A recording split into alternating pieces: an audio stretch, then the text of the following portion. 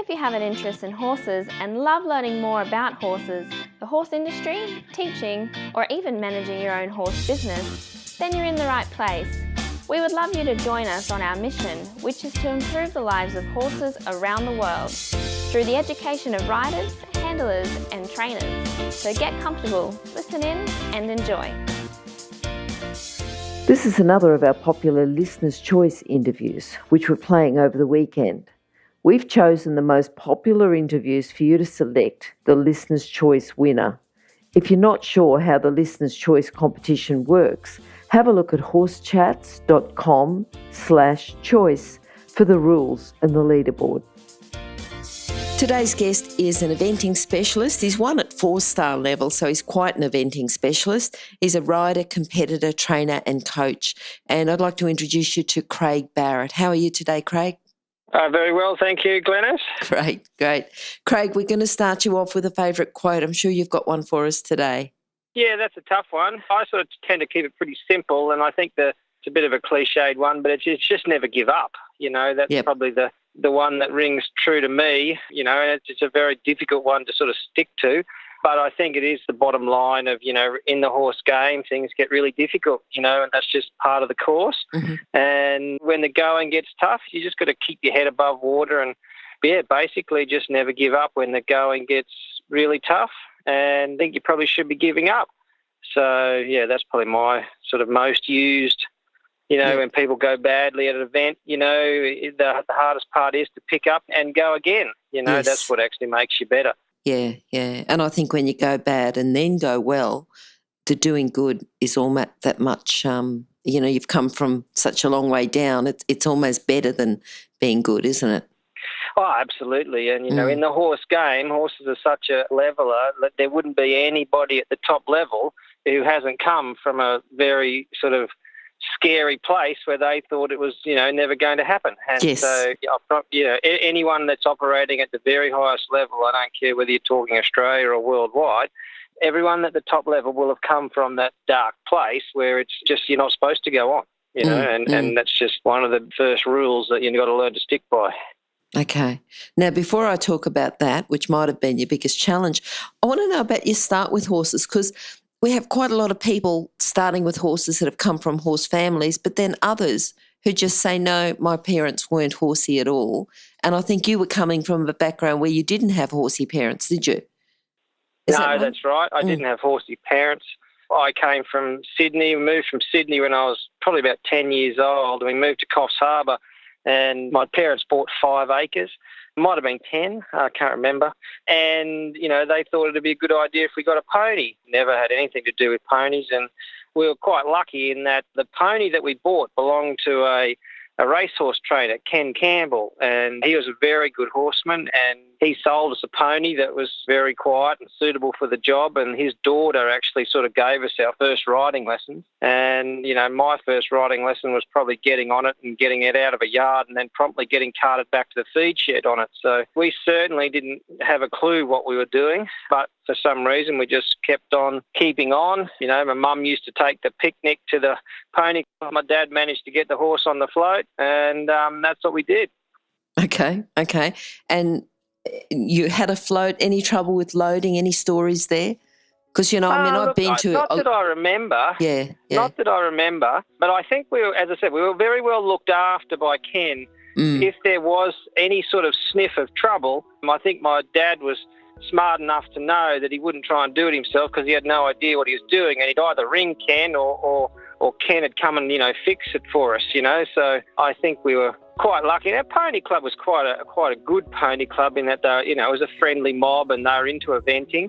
And so they sort of did take us under their wing a bit, and we were quite well looked after. So I don't really have any sort of floating stories. I remember when I first started eventing, my first event was on this pony called Silver Bell, and I left the start box, and as she used to do repeatedly, I just went from the start box to the float, and that's where we stopped for a while until I could manage to coax her back past the start box to the first fence, and that's about usually where I finish my day. So that was the start to my eventing career. It wasn't a great one, but there was certainly some fun days. Okay.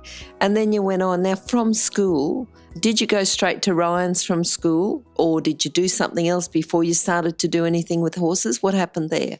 I first went to Heath and Rossie's when I was about 16. What happened was we were looking for another horse when I was about 15. I'd sort of outgrown the one I had. Mm-hmm. And I'd sort of seen in the horse magazine there was this auction on, and we went down and we had a look, and we had friends who lived at Nolkabar just near Cessnock, and we stayed with them, and I didn't really like any of the horses. None of them really went that well for me. There was probably nothing to do with how good the horses were, but I didn't think we're ending up going to buy anything. Anyway, so this horse came in and Matt Ryan was riding it, and it was probably a 6 weeks old, 6 weeks broken in, mm-hmm. and it was jumping this grid and was jumping amazing. And for some reason, my dad started to put his finger up, and he started bidding on this horse. I was like, what are you doing? And we hadn't ridden it. We hadn't really found anything about it. You know, it was just mad. Anyway, of course, the hammer falls, and Dad's bought this horse for $1,750, and it was Matt Ryan riding it, and it was owned by Mr. and Mrs. Ryan, and Heath was obviously doing the auctioneering, or it was his auction. Yep. Anyway, so we got the horse carted home, and of course it was 6 weeks broken in, and you know it obviously wasn't probably going as well as we would hoped. And anyway, Dad got on to Matt, and I was supposed to go to Matt for work experience, and he was on his parents' sheep property at Coonabarabran. And anyway, it ended up that I couldn't go, and he said, here, look, ring my brother at Lochinvar. You might be able to go there. And so Dad did that, and sure enough, I was able to go for 2 weeks work experience there. And that was probably when I was in year 10, I think. Mm-hmm. And so that was it. I was hooked. And then as soon as I'd finished, I kept going back there in school holidays, and I ended up pretty much twisting Heath's arm and making him give me a job when I finished school. So, pretty much as soon as I finished school, I packed up and went straight down to the equestrian centre mm-hmm. at Lochinvar. Oh, well, that was a good start. As you know, I mean, some people go to school, have got a lot to do with horses, and then leave horses, do something else, still have horses on the side. But it sounds like you just went straight into horses. Was there ever any time you had any other work or any other job, or you've just always done horses? Well, look, no, I've always just done horses. But of course, there's obviously times when it's really difficult to make a living. And when I left the equestrian centre, I went to the UK for about 3 months, and I really didn't like that. It was too cold for me, and I just went, I'm just staying here. And I'd sort of ridden advanced when I'd left Australia, and all I could see was another 3 years of hard slog, in the English sort of weather, and before I'd actually get anywhere. So I went, I'm not doing this. So I came home, and then I worked for a year at a horse place just near Cessnock, and then that sort of finished. And then Prue and I obviously met at the equestrian centre, and we sort of ended up deciding we'd go out in business on our own. And when we went out in business on our own, obviously it was fairly tough existence to start with. We used to sort of teach a couple of kids in Singleton in return for a rent of a shed, and it was sort of tough. And I ended up, it was Mark Fennell, and Joel Fennell's actually still riding two-star at the moment. And so when they were kids, he and his sister, we used to teach them in return for this shed that his parents owned, and had sort of, I think it had 10 or 15 acres and a couple of stables, and they were really good to us. But I actually was a stop-go man for a few times, with Mark Fennell and, that sort of stuff. So, but basically, no. Look, I've pretty much done horses and done whatever it takes to get the horses to cover the basis of our living. So, yeah. I'm thinking about that, and I'm thinking, about your favourite quote, the never give up. But what sort of character traits or core skills do you think that people need to be in the horse industry? I mean, you've obviously got them, but you tell me if you were choosing someone. I was lucky enough that when we were at Heath, we got a very good grounding in the classical art of horsemanship, I guess, and I think that sort of gets a little bit underestimated. I think I was able to understand the horse. I really enjoyed the horse, and it wasn't just necessarily a competition tool for me, and I think that's a lot of the problem that people have a bit these days. I think it's just a competition, and so I actually really enjoyed the training of the horse right from, breaking in right through the Grand Prix level in the dressage. And I think that's sort of what allowed me to exist when you've got a problem horse, So if there was a problem horse, it wasn't just about knocking it into line or anything like that. You know, we would always try and understand why the horse was doing a particular thing, whether it was bucking or rearing or not going in the right direction or not jumping or whatever. So from a classical understanding of the horse, you can usually peel back the layers and work out why the horse actually doesn't want to do something. And I guess that's what allowed me to sort of ride horses that many others wouldn't even contemplate looking at. And that's probably what held me in good stead in those days of sort of riding everything and anything, you know.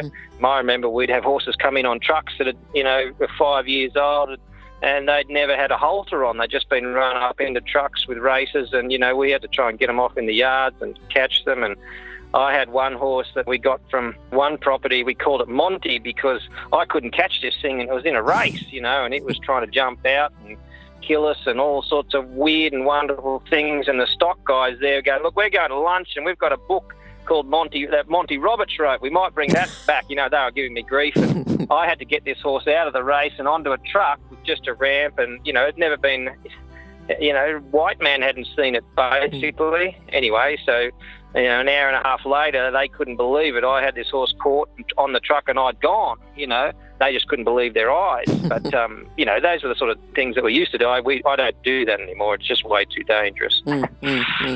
But that's what allowed me to survive. I was probably just good with the horses. These days, it's all about, you've got to be a really good people person. There's a lot of coaches out there now, and you've got to be able to sort of talk the talk. And I think that's a shame, but that's just the way it is. You've got to be able to network with a lot of people and stay in touch. I think it's a little different than it used to be, and that's probably what I'm not very good at. I'm better at dealing with the horses. But these days you do tend to have to be able to do both. You've got to be able to, keep a lot of people happy with owners and lessons and that sort of thing. Yep. And that's a very important part of being able to do it. I think if you live in Sydney these days and run a decent riding school, you'll make a good living. But you do need to be able to be a very good people person. Yes. Okay. Now, you've talked about Heath and Rosie Ryan and the influence that they've had. Anyone else that you think has really influenced you and made you into the rider that you are today? Yeah, look, I think just having the influence through Heath, we had access to a lot of the top riders in the country and the trainers in the country. So, and like I'm talking about Wayne and Vicky Roycroft, we had contacts with George Sanner, Chris Chugg, Rod Brown, Clemens Dirks used to come and do learn to teach days, and I remember we used to get taught by Anne Honor. We had a lot of access to the very, very top level of the sport. So I think not just probably singling out one, it would be Wayne and Vicky Roycroft, particularly Wayne.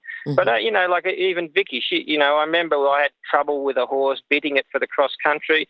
And she said, look, I'll come down on your day off and we'll find you a bit, and so I did that. I was probably an 18 or a 19-year-old kid, and Vicky Roycroft was offering me, assistance in how to make your horse go better.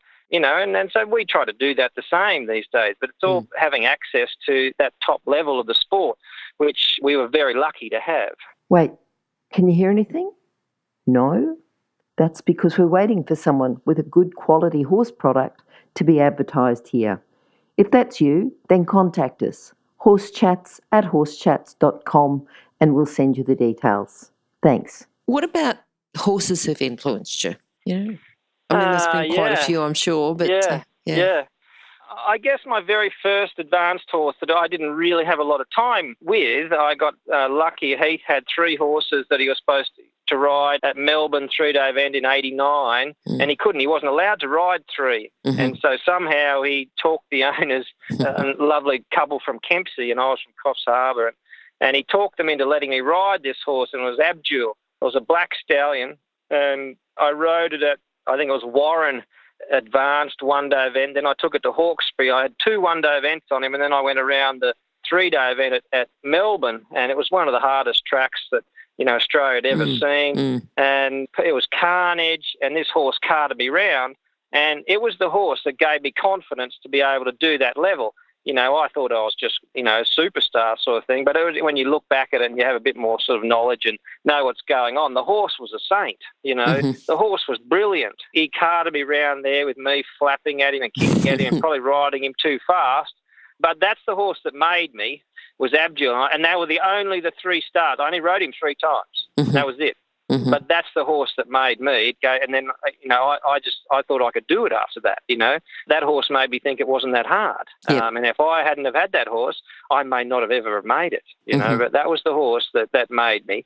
Apart from that, I've had a lot of advanced horses, but probably right up to recently when I won the 4-star in Adelaide. It's 5 years ago now, but that horse, Sandhills Brulaire, she wouldn't have been my most talented horse, but she was the hardest trier. She just tried in every phase, she tried her hardest. And that's probably my best win. At the same time, I had a horse called Wendell Jamie, and he was sort of probably more athletic, but just slightly a bit more difficult. And I did very well on him as well. And probably the other horse that I've still got at home, he's 25 now, is the Stallion Staccato. So when I was at the centre, I realised pretty quickly we weren't going to be able to afford to buy these horses if they were any good. Once they got to 4 years old or 5 years old and they'd start to show a bit of promise, they were worth a fair bit of money. And I was like, there's no way I'm going to be able to afford to buy these. I'm going to have to breed them. And so when I was at the centre, my first 2 brood mares, I had 2 mares. One I got off Ken Campbell, who sold us the first pony. Yep. And that brood mare actually was a horse called Tuesday, and she's the mother of Panamera, who won Adelaide with Stuart. So that was the first brood mare I ever had. And then the other mare I had was a horse called Smiler, and she's the mother of Staccato, and he was the second foal that I ever bred. He's probably the most influential horse in my life because there's not a horse that I don't have at home at the moment that I ride that won't have his blood in it somewhere, And so all my horses have got his blood in them. And, he's produced 2 4-star winners. He just produced the winner of Wallaby Hill, 3-star. He's probably gone a little bit of an unsung hero. And he was a lovely horse to ride, but I was only young when I was training him, and he was pretty much the first warm blood that I'd got. Well, he was a half warm blood, half thoroughbred, but he was very much thrown to the warm blood. He's a bit slower. He was very careful. He didn't have a sort of a thoroughbred go button, and we had to sort of readdress our training methods just to keep him confident, keep him happy. And I probably didn't do as good a job as I would now. So he still won Goulburn CIC, won Sydney CIC, and he went round Adelaide when it was a 3-star, but he wasn't fast enough on the steeplechase, and had some time penalties. But it was a good competition horse, but I reckon he could have been better if I had him now. Okay. But, those are probably the horses. Yeah, well, I'm thinking about the horses that you've had. Have you got one moment that you'd say this is my proudest moment, or there's been a few, or it's ongoing? Look, winning the 4-star at Adelaide would be probably my proudest moment. I think that's the biggest win that I've ever had. It probably ever will have. So that would be the one moment if I was to choose one. Yep. Yeah, because we bred the horse, we bred that mare, and we sold it to probably my longest serving owners who have been absolutely brilliant. So it was a really good experience, to breed the horse, to train the horse, to have the horse owned by some really nice people, and it was just a great partnership. What about your biggest challenge? Well, look, I think the biggest challenge is always to get better. It's all very good to say it's all hard to stay in it, but the biggest challenge is always to get better. You can't sit still. You've got to always challenge yourself to keep getting better. How do I get better? What am I going to do today that makes me better at my next competition? If you think you're finished, if you think you're good enough, you might as well hang up your boots because all the young guys are going to go round you. There's always things to learn with horses, always things to do better. And so I think that's the biggest challenge is how do you keep getting better? I think we do have to keep challenging ourselves to get better and keep getting better at coaching the next generation. That's one of the big jobs that I sort of have at the moment is just how do we make the next generation better than us? Because they can't just be as good as us. If they're only as good as us, they won't be any good. They're going to have to be better. They're going to have to be better. They're going to be on better horses. We're going to have better competitions. That's the goal. That I see in our sport at the moment is one of our biggest challenges. All right, thinking about the young people coming on, what's a common problem, common challenge that they've got when they're riding cross country, and what would you say to them about fixing it? I think for riding cross country, look, it's a hard one. I think our sport has become city-centric, and I think kids don't get out in the bush enough these days. They don't go up and down big slides and down narrow tracks, and they don't learn just to naturally, instinctively balance a horse. They're just there to do a competition, and you've got to make the time of that cross country, whether that you're ready to do it or not. So I think the biggest challenges for the young people is to be classically trained and understand how you make the job for your horse as easy as you possibly can. Okay. That's the job for young riders is they've got to be well trained. They can't just think they're going to have a good horse and go to the competition. And I'm not sure they do that, but all I'm saying is if a cross-country riding, you have to be able to balance your horse and understand the intricacies of cross-country riding. And it's not easy out there these days. Like when I started, we didn't have arrowheads. We had apexes, I suppose, but we didn't have all these narrow combinations where you'd had a lot of turning. We didn't have any brush, not a lot of brush that I remember. Everything was big, bold and straightforward. So as long as you're brave, on a brave horse, you're okay. And I remember going to the World Championships in 1990, I think it was. We were there, Prue sort of hadn't quite made the team, but I went over anyway. The show jumping, I consisted of one stride double and one line of 5 strides. That's where we've come from. And even there was basically 3 fences, I reckon, in the Wallaby Hill show jumping track that weren't related. So it's actually a much more difficult sport to get your head around as a young rider these days. Like, we used to hate having a stop or a run out in the old days. Well, now it's just part of the course, You've almost got to go, well, it's not quite as bad, but, like a run out for a young horse eventing is almost like having a rail show jumping. It's going to happen at some point. And we've got to get used to that. All the jumps on the cross country now, the difficult ones, are designed to push you off them. And it's very difficult for a young rider to teach a horse to be honest on those accurate fences. So that's the challenge for the young riders. If you're an equestrian coach or a horse riding instructor, or even if you aspire to be one, have a look at the free video series for horse riding instructors on the Horse Chats website. Go there now, have a look, horsechats.com. Okay. So if you're training young riders and they're coming into challenging fences, what sort of tips are you going to give them? What are you going to work on? Depends. Well, it depends on the horse, the rider, and the particular fence. But, cross country these days, I tend to rely on line, pace. So they've got to get the right line to the jump. Then they've got to have the right pace that is suitable for that type of jump. And then they have to find the correct takeoff distance for that type of jump. They're the most important things these days, assuming that they have good position and they don't have to worry too much about their position. We used to teach a lot about rhythm and all that sort of thing. Well, I tend to go away from that a little bit these days. It's much more about you've got to have the correct line, you've got to have the correct pace, and then we're looking for the correct takeoff distance for that type of fence. Whether it's a fence into water, you're going to have your horse a little deeper because, there might be a drop involved. If it's a ditch and brush, it's got to be forward with pace and to the base of the jump, and so they've got to be able to understand those 3 things and how they interact with each other. Okay. Okay. No, good. Now, in all your riding, have you had time to do any reading? Is there a book there that's influenced you that you could recommend? Look, I don't read a lot these days. I probably should read more, but I think for me, one of the biggest books that I read was George Morris's Hunter Seat Equitation. I think that gave me a real insight into the jumping, the horses, the exercises, the position of the riders, the philosophy behind that type of jumping. Previous to that, we were tending to be a bit more English sort of orientated in the jump training. I think we were influenced a bit more by Lucinda Green. And it's not that she had a dissimilar way of riding. She just used to gallop and let the horse back up and jump.